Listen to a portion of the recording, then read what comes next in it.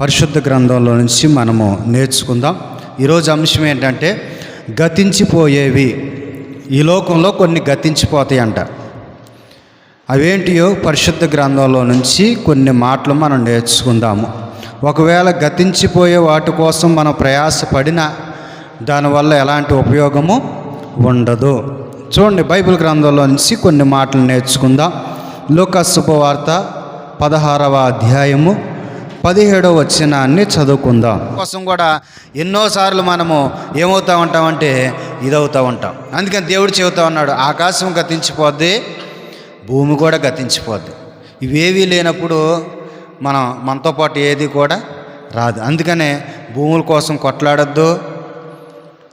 ఇంకోటి ఉన్నదాంతో తృప్తి కలిగి ఉండు.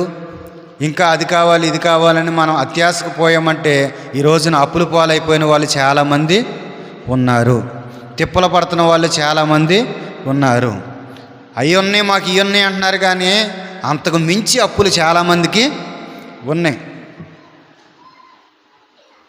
చాలామంది అప్పుల పాలైపోయి నానా బాధలు పడుతున్న వారిని చూస్తూ ఉన్నాం. అనేకమైన మాటలు పడుతూ ఉన్నారు, అనేకమైన ఇబ్బందులు పడుతూ ఉన్నారు, అనేకమైన గేలికరమైన మాటలు కూడా అనిపించుకుంటున్నారు. కారణం దేనికంటే అప్పులు చేసేసి, చాలామంది అప్పులు చేసేసి అవి తెచ్చుకొని లేకపోతే భూమి అవి కొనుక్కొని చాలామంది బాధలు పడేవాళ్ళు ఉన్నారు. నీకున్నప్పుడే దేవుడు నీకు ఖచ్చితంగా ఇస్తాడు. నీకు ఎప్పుడు అవసరమో అది దేవుడు ఖచ్చితంగా ఇస్తాడు. కానీ అప్పులు చేసామంటే అనేకమైన మాటలు కూడా మనము పడవలసి వస్తుంది. అందుకని ఆకాశము భూమి గతించిపోతాయి అంట. ఇంకేమేమి గతించిపోతాయో నేర్చుకుందాం. ప్రసంగి గ్రంథము 11వ అధ్యాయము 10వ వచనాన్ని చదువుదాం. ప్రసంగి 11:10.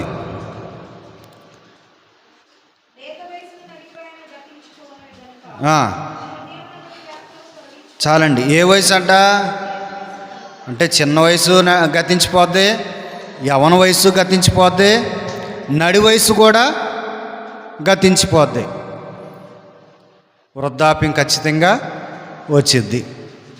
కానీ కొంతమందికి ముసలోళ్ళ వాసనే పడదు కదా. దూరంగా పో, నీ వాసన నాకు పట్ల అనేవాళ్ళు ఉన్నారు. మరి మనం కూడా ఏ స్టేజ్కి వెళ్తాం? మనం కూడా ఖచ్చితంగా అక్కడికి వెళ్ళాల్సిందే, వృద్ధాప్యానికి వెళ్ళాల్సిందే. ఇప్పుడు వయసులో ఉంటే ఉండొచ్చు, నడి వయసులో ఉంటే ఉండొచ్చు, చిన్న ప్రాయంలో ఉంటే ఉండొచ్చు, కానీ ఖచ్చితంగా ఇవన్నీ కూడా గతించిపోతాయి అని చెబుతూ ఉన్నాడు. సంవత్సరాలు జరిగిపోతూ ఉన్నాయి. ఈ రోజున ఎట్లా ఉందంటే మనిషి పుట్టమే లేట్లాగా ఉంది. పుట్టిన కానీ సంవత్సరాలు తొందరగా వచ్చేస్తూ ఉన్నాయి. కొంతమందిని చూడండి, మాకు పెళ్ళి అయిపోయి అప్పుడే అన్ని సంవత్సరాలు అయిపోయిందా, నేను భూమి మీద పుట్టి ఇంకా ఇన్ని సంవత్సరాలు అయిపోయిందా అని అనుకుంటూ ఉంటాం. వయసు అంట ఏమవుతుందంటే రోజు రోజుకి గతించిపోద్దంట. నీ అందం గతించిపోద్ది, నీ యవ్వనం గతించిపోద్ది. కొంతమంది అంటారు, యవ్వనంలోనే ఏది చేయాలన్నా కూడా అనేవాళ్ళు ఈ లోకంలో చాలామందిని మనం చూస్తూ ఉంటాం. ఈ వయసులో కాదు ఏ వయసులో ఎంజాయ్ చేసేది? తిరిగినా ఈ వయసే, తాగినా ఈ వయసే, తడిసినా ఈ వయసే, ఏది చేసినా కూడా ఈ వయసే. ఏ వయసులో చేయాల్సిన పని ఆ వయసులో చేయాలి అని చెప్పేవాళ్ళం. చెయ్యొచ్చు, కానీ ఏ వయసుకు తగిన పనులు ఆ వయసులో చేయాలి. అంటే చెడు పనుల గురించి కాదు, మంచి పనులు. చాలామంది దాన్ని ఏమనుకుంటారంటే చెడు పనులు కూడా ఈ వయసులోనే చెయ్యాలి, ఇది దాటాక మళ్ళీ చేస్తామో లేదో తెలియదు, అవకాశం ఉంటుందో లేదో తెలియదు. ఒకవేళ ఆ వయసులో తిరిగామనుకో దీనికి అసలు వయసుతో కూడా పని లేదంటారేమో. అందుకని ఇప్పుడే తిరగాలి, ఇప్పుడే ఎంజాయ్ చేయాలనుకునే వాళ్ళు చాలామంది ఉన్నారు. దేవుడు అంటా ఉన్నాడు, వయసు అంతా కూడా ఏమవుతుందంట, గతించిపోద్దంట. వయసు గతించిపోద్ది. బైబిల్లో ఒక మాట రాస్తుంది, నాకు గుర్తు వస్తూ ఉంది. బుద్ధి లేని వాళ్ళంట ఇష్టం వచ్చినట్టు తిరిగి వారి కాలానికంటే ముందే ఎక్కడికి వెళ్తున్నారంట? సెంటర్కి కాదు, దేవుడి దగ్గరికి. మన్ను అయినది వెనకటి వల్ల మళ్ళీ మన్ను అయిపోయి మట్టికి అప్పచెబుతున్నాం. ఆత్మ మాత్రం ఎక్కడికి వెళ్ళొద్దో మనం చెప్పలేం. కానీ దైవజనులకు మేము ప్రార్థన చేస్తాం చచ్చిపోయిన కాడ. ఏమని? మన్నును మన్నుకి అప్పగిస్తున్నాం అయ్యా, ఆత్మను నువ్వు ఎక్కడి నుంచి తీసుకొచ్చావు అక్కడికి అంటాం, వెళ్ళిద్దో లేదో గ్యారంటీ మాత్రం మేము చెప్పలేం. కానీ నలుగురు ముందు మాత్రం ఆ ప్రార్థన చేస్తారు. ఏ పాస్టర్ గారైనా చేస్తాడు సమాధి కార్యక్రమం అప్పుడు. నిజంగా ప్రియ దేవుని బిడ్డ, యవ్వన వయసు గతించిపోద్ది, లేత వయసు గతించిపోద్ది, నడి వయసు కూడా గతించిపోద్ది. నువ్వు కూడా ఏదో ఒక రోజున గతించిపోతావు. ఎవరమైనా సరే పుట్టినవాడు గిట్టక తప్పదు ఏదో ఒక రోజు. అందుకనే వయసు కూడా అయిపోతూ ఉంది కనుక ఏ రోజు ఎవరు ఏ సమయంలో దేవుని దగ్గరికి వెళ్తారో తెలియదు. దేవుడు ఎప్పుడు ఎవరిని పిలుచుకుంటాడో తెలియదు కనుక ఉన్న వయసులోనే, లేకపోతే నువ్వు ఏ సంవత్సరంలో ఉన్నా కాడ ఇప్పుడే దేవుణ్ణి తెలుసుకొని మారు మనసు పొంది దేవుని యొక్క పాదాలు పట్టుకొని పశ్చాత్తాపడి దేవుని క్షమాపణ పొందితే దేవుడు నిన్ను క్షమించడానికి ఇష్టపడుతూ ఉన్నాడు. కండలు తిరిగిన మనిషి కూడా కరోనా టైంలో ఆక్సిజన్ అందక చచ్చిపోయారు. కండలు తిరిగిన వాళ్ళు కూడా పోయారు, బలవంతులు కూడా పోయారు.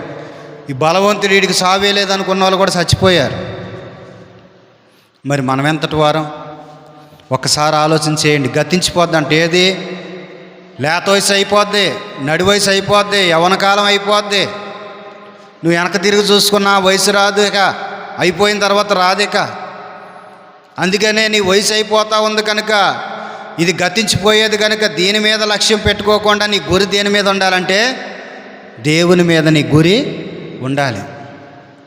రేపేమీ సంభవించునో నరునికి తెలియదని బైబిల్ గ్రంథం సెలవిస్తూ ఉంది. దినములు చెడ్డవి కనుక సమయాన్ని పోనిచ్చుకోక సద్వినియోగం చేసుకొని ఇదే మిక్కిలి అనుకూలమైన సమయము.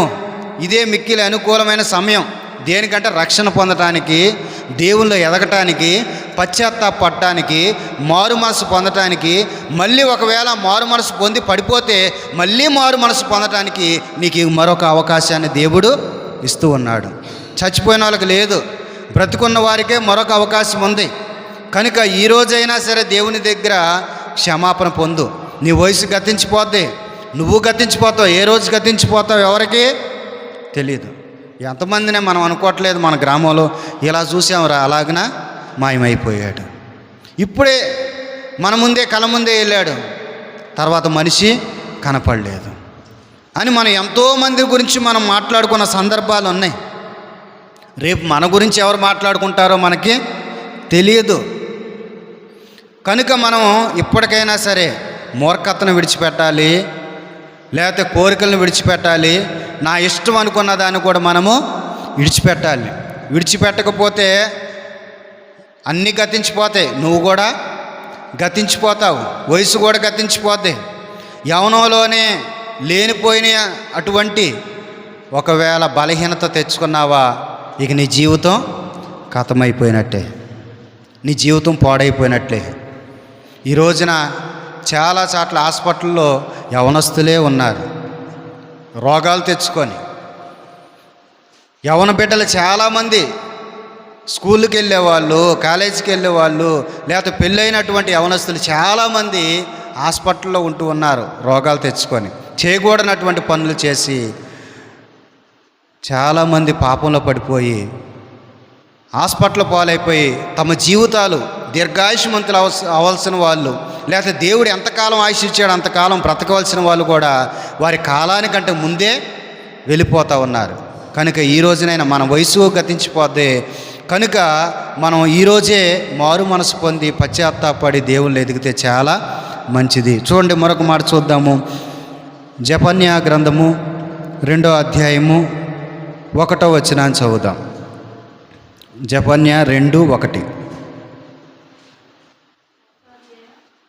2:1.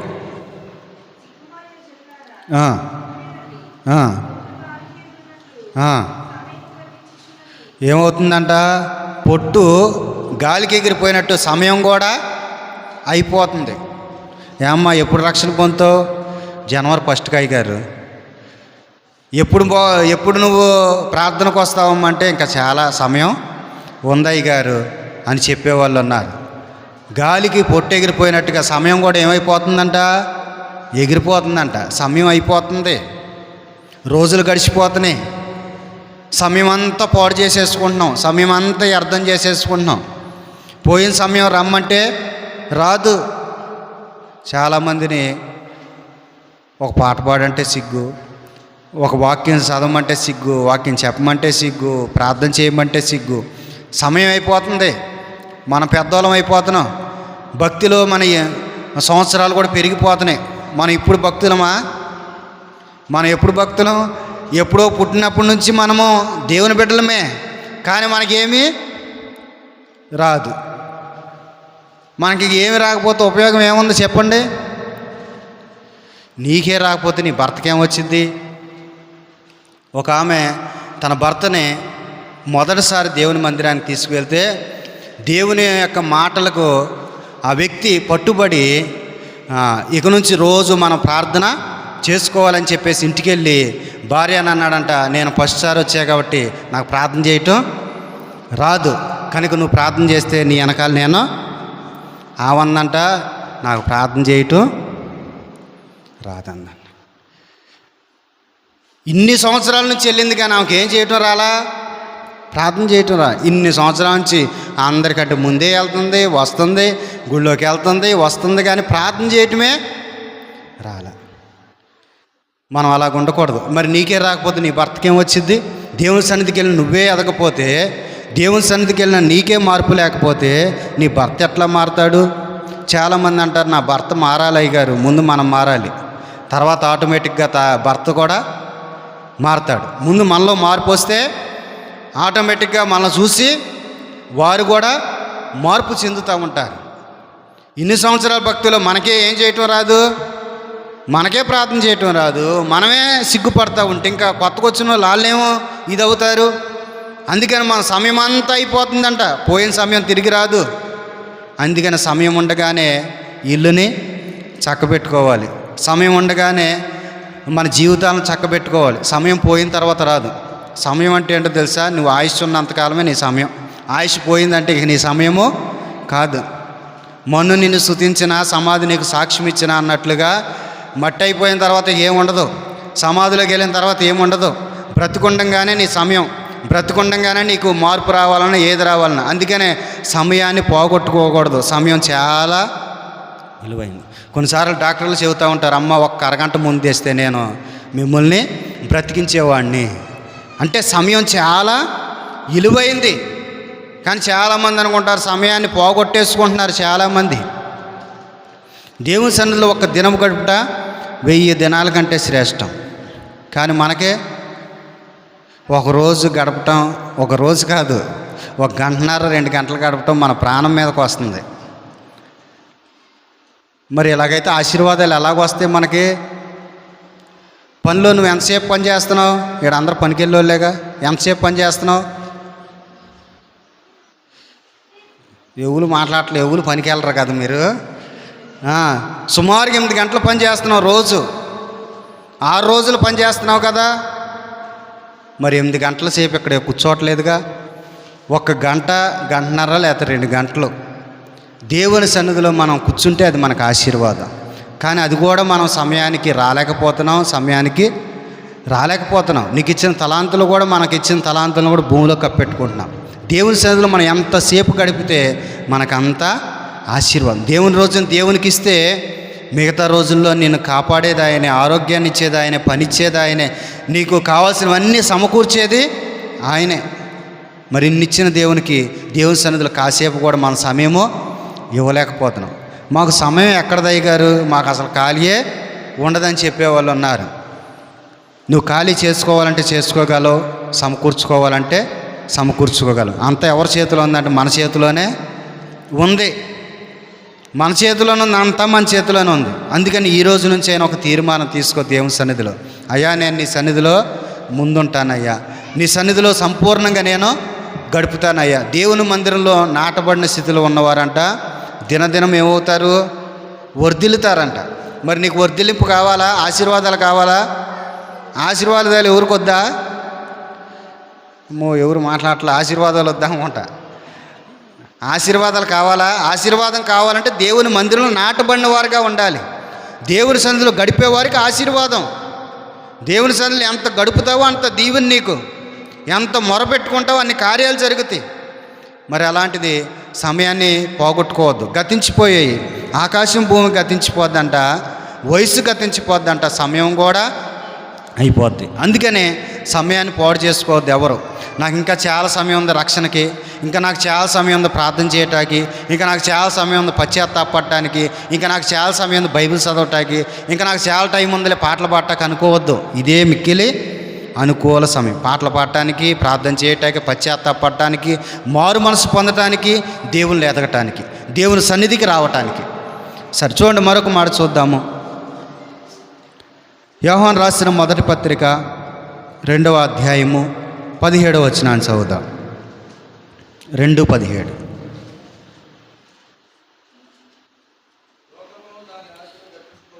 లోకమును దాని ఆశలు చాలండి. చాలామందికి ఏ ఆశలు? లోకాశలు. చూసిందల్లా కావాలి మనకి, వద్దా? మనకు చూసిందల్లా కావాలి. బైబిల్లో ఉంటుంది లోకాశలు అంట దేవుని వల్ల పుట్టినవి కాదు అని బైబిల్లో రాసింది. అంటే ఎవరికి పుట్టినాయి? మనకు పుట్టిన లోకాశలు. ఈ బంగారం ధరించాలి, ఈ వస్త్రాలు ధరించాలి, లేకపోతే ఇలాగుండాలి, అలాగుండాలి, ఇది చేయాలి, అలా చేయాలి, ఇవన్నీ కలిగినవి ఎవరికంటే మనకే. ఈ ఆశలన్నీ కూడా ఒకానొక రోజున ఏమైపోతాయంట? గతించిపోతాయంట. బైబిల్లో మరొక మాట రాస్తుంది కదా, ఏమనంటే ఆశగల ప్రాణాన్ని దేవుడు, ఏ ఆశలు? లోకాశలు కాదు. దేవునిలో నీకు ఏదైతే ఆశ ఉన్నదో ఆ ఆశలను దేవుడు నెరవేరుస్తాడు. అంతేగాని లోకాశలు కలిగి నా ఆశగల ప్రాణం తృప్తిపరుస్తాను కయ్యా, నాకు ఈ కోరిక నెరవేర్చు అంటే దేవుడు నెరవేర్చడు. మనకు అడగవలసిన దాన్ని అడిగితే దేవుడు నెరవేరుస్తాడు, కానీ అడగకూడని వాటిని. ఈరోజు వాగ్దానం చూసారా? వాగ్దానం చూసారా? వాగ్దానం పెట్టాకండి.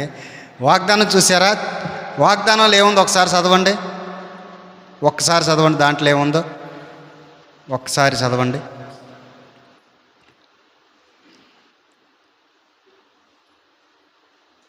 ఒకసారి వాగ్దానం చదవండి.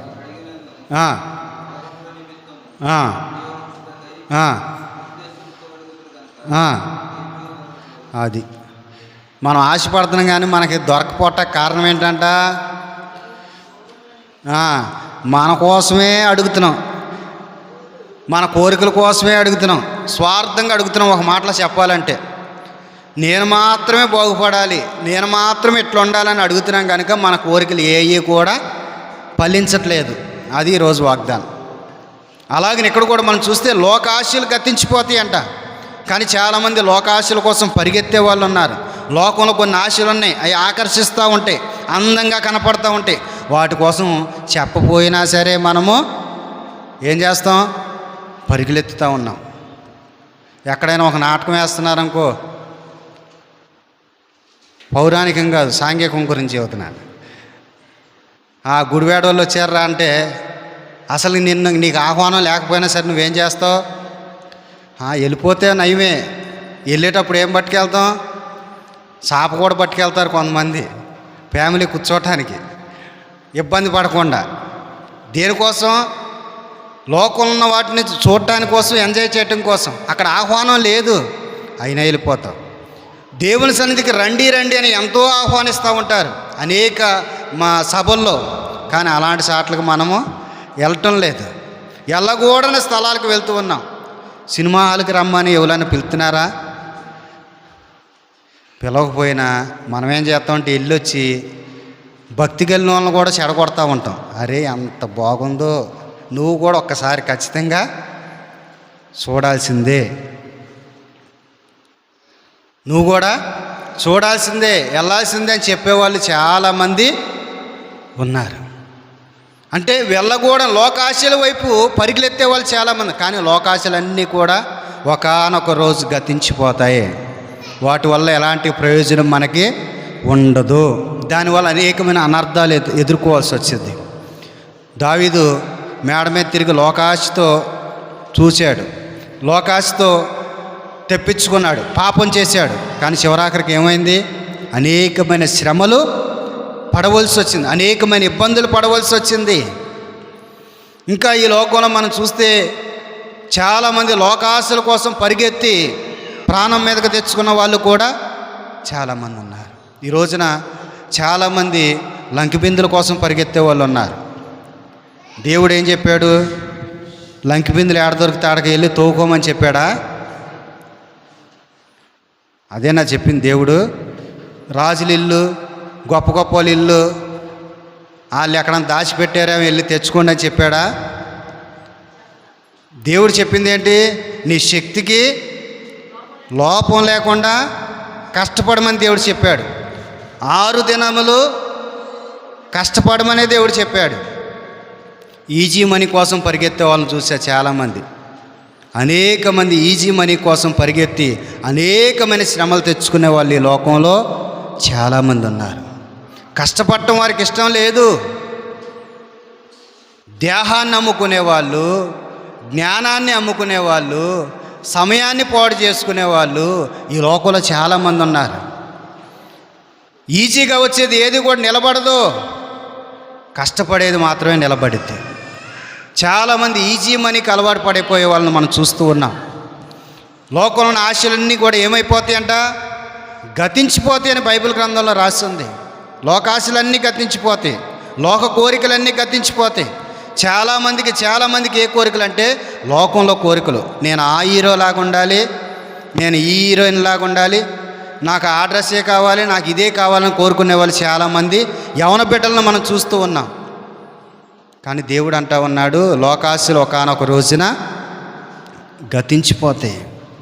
అందుకని లోకాశల వెంట మనం పరిగెత్తకూడదు. వాటి వల్ల మనకు ఎలాంటి ప్రయోజనము లేదు. వాటి వల్ల అనేకమైన అనార్థాలు తెచ్చుకుంటాం. చూడండి, మరొక మాట చూడండి. యోబు గ్రంథము 12వ అధ్యాయము 2వ వచనాన్ని చదువుదాం. యోబు గ్రంథం 12వ అధ్యాయము 2వ వచనాన్ని చదువుదాం.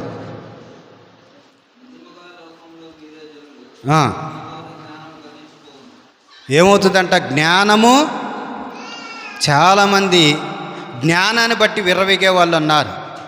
నా అంత జ్ఞానవంతులు లేరని చెప్పేవాళ్ళు ఉన్నారు. జ్ఞానానికి పితామహుడు ఉన్నాడు బైబిల్లో. ఎవరైనా? సొలొమోన్. ఆయన ఏ వయసులో పాపంలో పడిపోయాడు?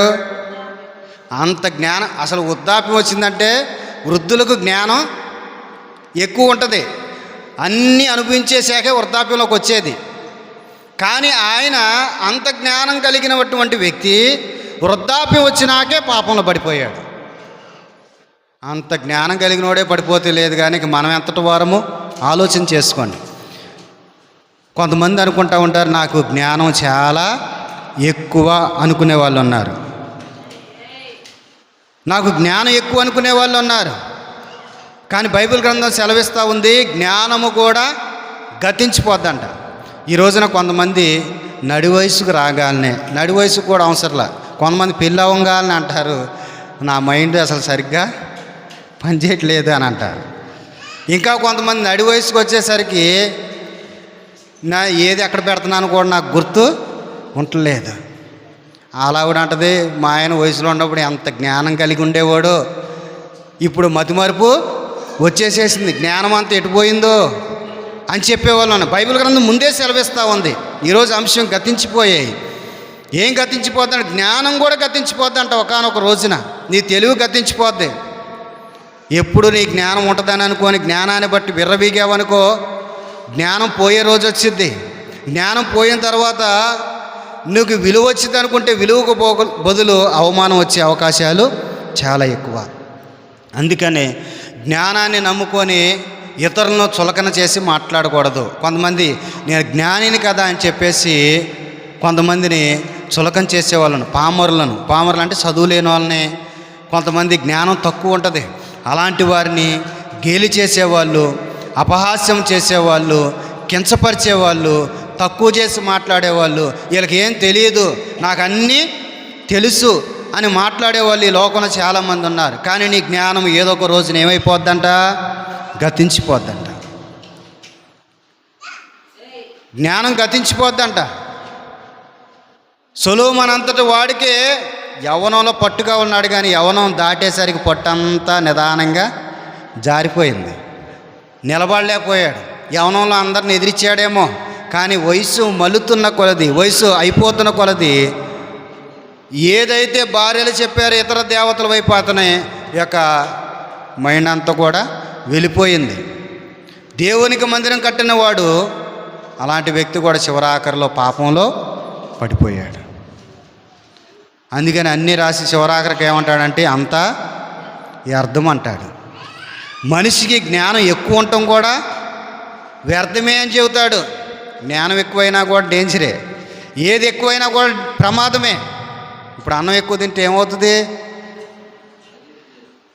తక్కువ తింటే తక్కువ తిన్నా ప్రమాదమే, ఎక్కువ తిన్నా ప్రమాదమే. సరిపడానే తినాలి, అది ఏ కూర అయినా కానీ ఏదైనా కానీ. అలాగే జ్ఞానం కూడా ఎక్కువ ఉందనుకో, అది ప్రమాదమే. జ్ఞానం ఎక్కువైపోయిన వాళ్ళు పిచ్చోళ్ళు అయిపోయిన వాళ్ళు కూడా ఉన్నారు ఈ లోకంలో.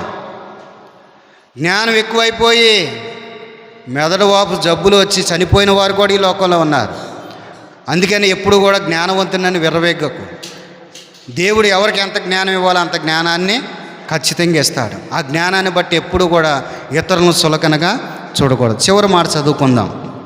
కీర్తన గ్రంథము 90వ అధ్యాయము 10వ వచనాన్ని చదువుదాం. కీర్తన గ్రంథము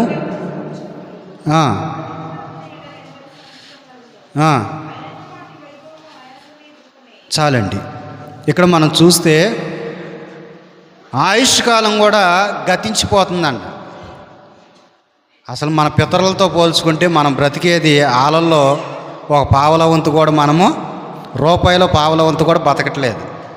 సుమారుగా చెప్పుకోవాలంటే ఒక 1000 సంవత్సరాల దగ్గరలో బ్రతికారు. మరి మనము 1000 సంవత్సరాల దగ్గరలో బ్రతికారండి పూర్వకాలం. మరి మన కాడకు వచ్చేపాటికి 30 వస్తే అర్ధ సెంచరీయే, అంటే సగం జీవితం అయిపోయినట్లు అనిపిస్తుంది. ఇప్పుడు 30 వస్తే మనం 60 సంవత్సరాలు బ్రతుకుతామో తెలియదు, 70 సంవత్సరాలు బ్రతుకుతామో తెలియదు. అంటే ఆయుష్ కూడా ఏమైపోయింది? గతించిపోయింది. తగ్గుకుంటూ వచ్చేసింది.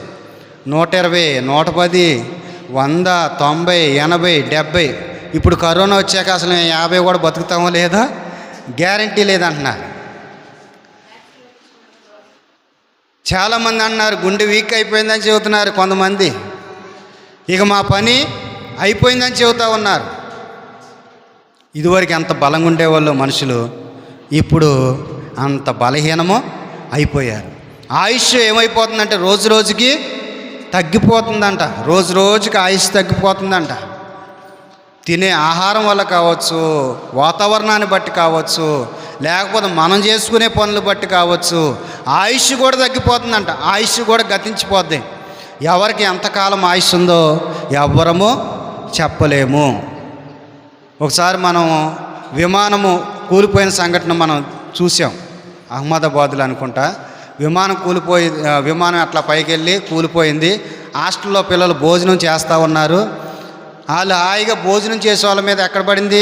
అదే దాని మీద పడింది. పడతాం వాళ్ళు కూడా చచ్చిపోయారు. అంటే వాళ్ళు అనుకోలేదు, మేము చదువుకుంటున్నాంలే అనుకున్నారు. కానీ సడన్గా వారి మీదకి ఏమొచ్చేసిందంటే మరణం వచ్చేసేసింది.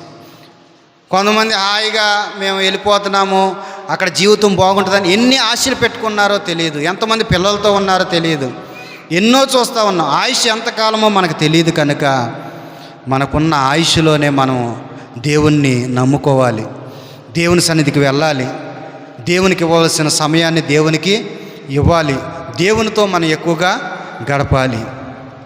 కానీ మనం అనుకుంటా ఉన్నాం మనకి ఆయుష్ చాలా ఎక్కువగా ఉందిలే, నాది ఇంకా చిన్న వయసే కదా, నాకు ఇంకా ఆయుష్ చాలా ఉంది కదా అని చెప్పేసి ఈ లోకంలో చాలామంది వారి ఇష్టానుసారంగా జీవించే వాళ్ళు ఉన్నారు.